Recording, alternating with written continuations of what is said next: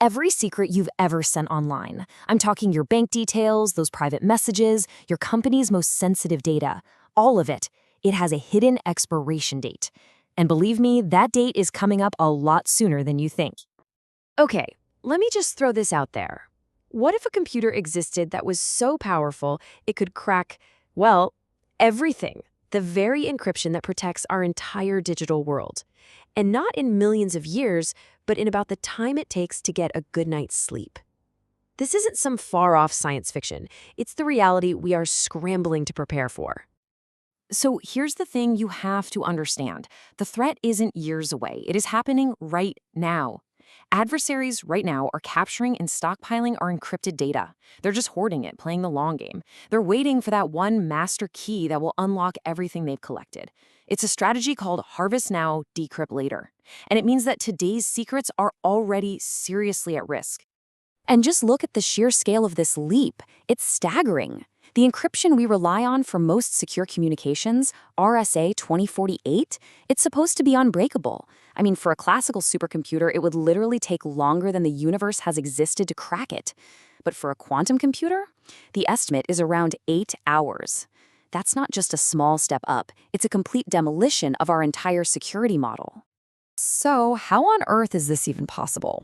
Let's get into the mechanics of it, how a quantum computer becomes the ultimate codebreaker. So, modern security is actually a two-step process. First, we use this really clever but kind of slow method called asymmetric encryption, think RSA, just to safely agree on a secret password. Then, once we have that password, we switch to a super fast symmetric encryption, like AES, to protect all the actual data. The problem? Well, quantum computers are geniuses at breaking that first step, the key exchange. And once they crack that initial handshake, the entire conversation just unravels. It's the Achilles heel. And this, right here, this is the core of the problem. The entire strength of algorithms like RSA is built on a simple mathematical dare. It's super easy to multiply two gigantic prime numbers together, but it's almost impossible to take that massive result and figure out which two primes you started with. For decades, our entire digital security has basically bet the house on how hard that is. And just to give you some perspective on hard, a few years back, it took the equivalent of 2,700 years of a single computer working non-stop just to factor an 829-bit number. The keys we use every day are 2048 bits or even bigger. For a normal computer, it's a brick wall. But then, back in 1994, a mathematician named Peter Shor came along and designed an algorithm that basically turns that brick wall into a pane of glass. Shor's algorithm, when you run it on a big enough quantum computer, finds those original prime numbers with terrifying speed.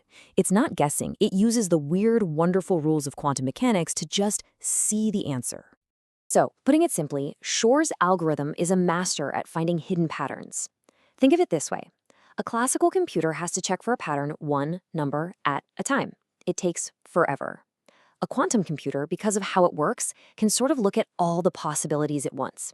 It just spots this hidden repeating rhythm, the period, almost instantly. And once it has that rhythm, a little bit of high school math is all it takes to find the secret prime numbers. Game over. So, knowing that the code is fundamentally broken has kicked off a global race. And we're not just trying to build taller walls of the same kind. We're inventing entirely new materials to build with. We're creating quantum-proof defenses. And that brings us to post-quantum cryptography, or PQC. Now, this is a really important point. PQC algorithms don't run on quantum computers. Not at all. They are new classical algorithms designed to run on the phones and laptops we have right now.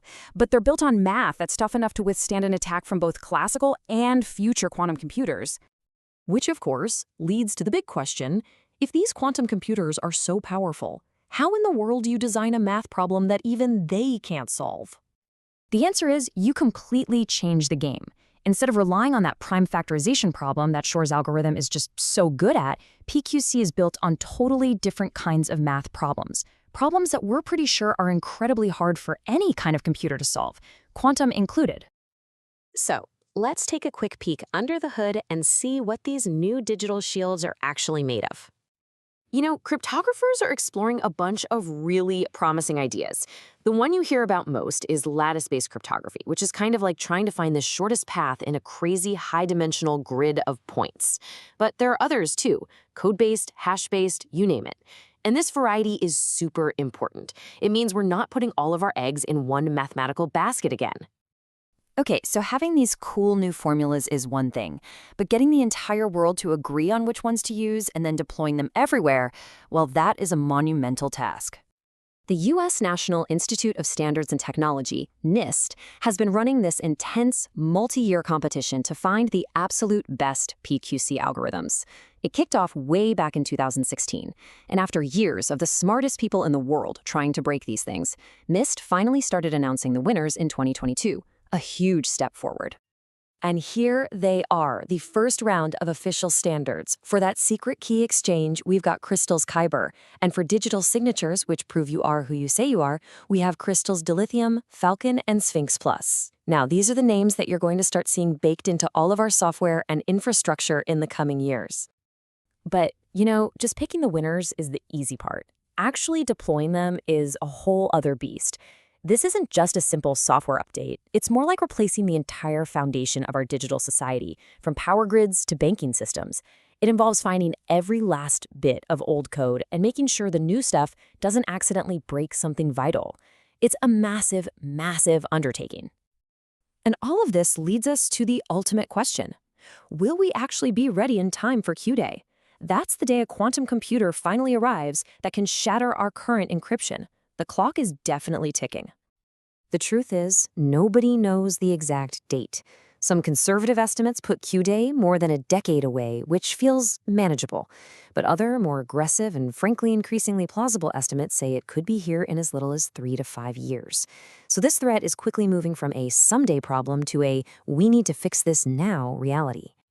There's actually a simple but really powerful formula for this, called Mosca's theorem, that helps you figure out your own risk. X is how long your data needs to stay secret, Y is how long it'll take you to switch over to the new crypto, and Z is how much time we have until Q-Day. If X plus Y is greater than Z, well, then you're already in trouble. The data being harvested today will be exposed. Which, of course, brings us right back to where we started, with researchers racing to build quantum-proof systems and adversaries racing to build quantum code breakers. Are we actually safe?